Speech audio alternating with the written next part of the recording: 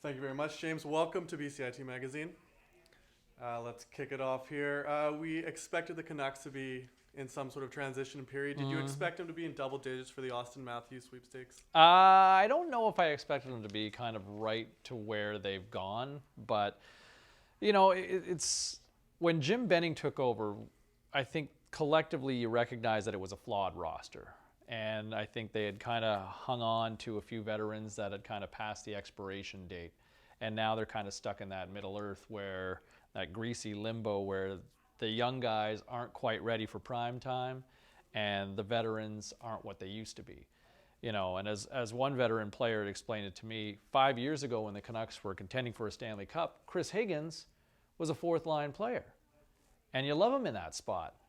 But when Chris Higgins is forced to play in the second line over the last 2 seasons, well, obviously in time in Utica as well, that tells you that the lack of depth is a big problem for the Vancouver Canucks and a big reason why they're right now competing for a very high draft pick. And hopefully they don't spoil it before it's all said and done. We heard some of those veterans that might still be here past their prime. What sort of environment in the dressing room do you think that's like for them? I think it's hard. I think it's hard for the guys specifically like Daniel and Henrik Sedin, who are still really good players and guys that want to win and care. And I think you've heard those guys speak a little more truthfully and have been way more candid in their comments about wanting to see guys play better.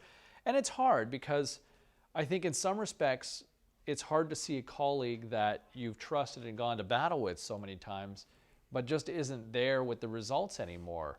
And on the flip side, you've got new guys that are coming in and guys that are excited. And it's, let's face it, for a guy like Daniel Sedin or Henrik Sedin for that matter, 15 years ago, it was a much different style of league and it was a much different sort of mindset coming into the league 15 years ago than, say, what it is now in 2016. And generationally, kids are different, individuals are different. So, I think it's probably really hard that they're forced to bite their tongues a little bit in a lot of ways to see what's sort of unfolding, especially when the results aren't there. I mean, nobody shows up to work to fail. Nobody shows up to school to fail. And I think when you see those sorts of results, it's disheartening, but you still have to put your best foot forward every day. Unfortunately, not everybody's there to meet you that way.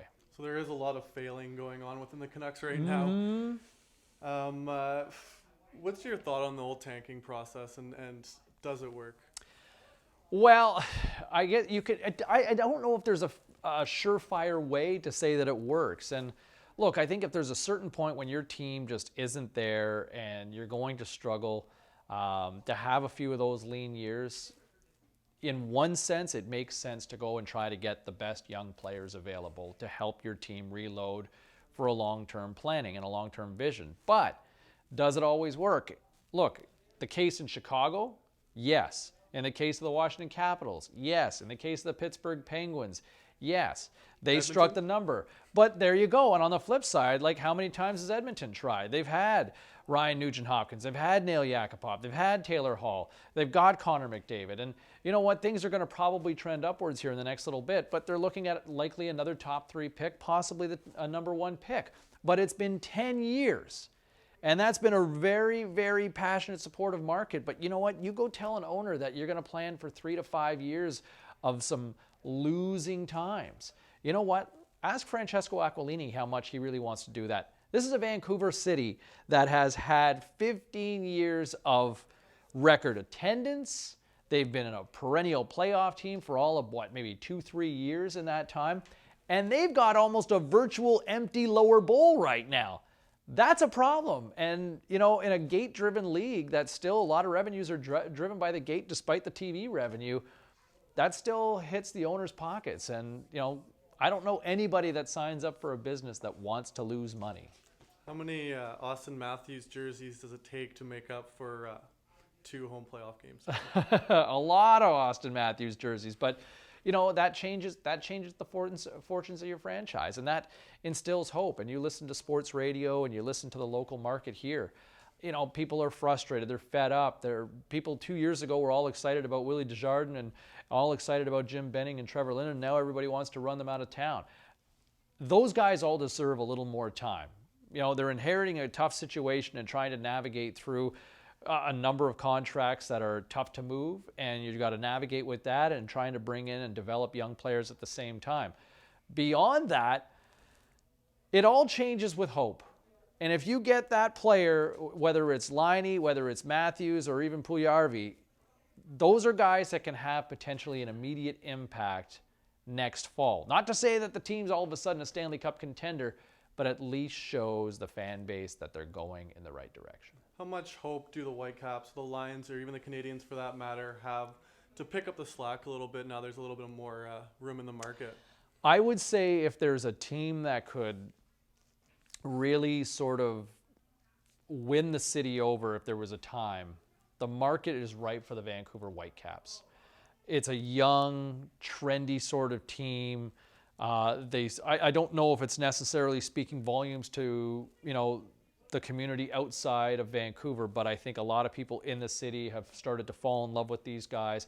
They got to continue to trend upwards and win. My concern with the Whitecaps is that you've got field turf in there, and despite spending $500 million on renovating BC Place Stadium, it's a stadium that is prohibitive for MLS. And the best players in the league and some of the best players in the history of soccer that are starting to find their way through don't want to come here. The Canadians are a lot of fun, and I think they'll benefit with the Jays being hot right now, but it's more of a sugar rush for the summer. But I think if there was ever a time for a team to really capture the hearts of this city with the Canucks going where they are, I think the Whitecaps have the opportunity, where the Lions are kind of stuck with a generation that the CFL has some issues to work out themselves. Back to that turf issue, we just saw it here last weekend at BC Place. The LA Galaxy's in town. They're without their no their Steven star Gerrard, players, Frank no Lampard, Keane. Yeah.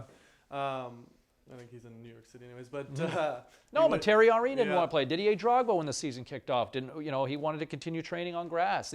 These are all players, like outside of David Beckham, the star players have been few and far between to want to come out here to play in Vancouver. And if you're a fan of MLS and if you're a fan of soccer and you want to see some of these guys because you're a season ticket holder, not just because you want to support the team, but you want to cheer on some of these legends that you watched for years in the Champions League, it's a bit of a buzzkill. It's a bit of a kick in the rear end when you've spent money on these tickets and then they say, oh, by the way, the good player's not playing. And you're like, oh!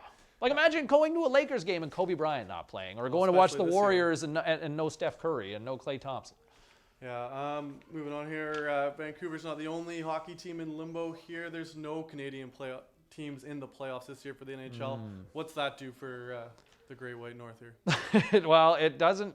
It means a lot of people will tune out when it comes to watching playoffs this year. I think Rogers is probably very hopeful that the Jays are soaring right out of the gate to get all that hope. But I think, as somebody said to me last week, it was a beautiful sunny day in Vancouver. It's 20 degrees, and if the home team's not in the playoffs, it's pretty easy to forget about hockey when you've got a beautiful day. And I think that's a big problem from a broadcast standpoint. You've got a company that's spending, close to $500 million annually on television rights, and when you've got 7 teams that aren't in the playoffs, that's a lot of eyeballs that aren't watching. So that's a big problem, and I think it just hurts for the growth of the league, and especially when you can see that hockey has, numbers have been dwindling in terms of enrollment, and that's not a good thing in terms of promoting the game. You might still get some exciting first rounds, but it's a big problem, and it's a problem we haven't seen at least in my lifetime until now. Yeah. And yours, for that matter, right? Yeah. James, I think I got about 2 years on you, but just 2. James, we're out of time. Thanks for joining us today. Thanks for having me. Hey, cheers. Cheers.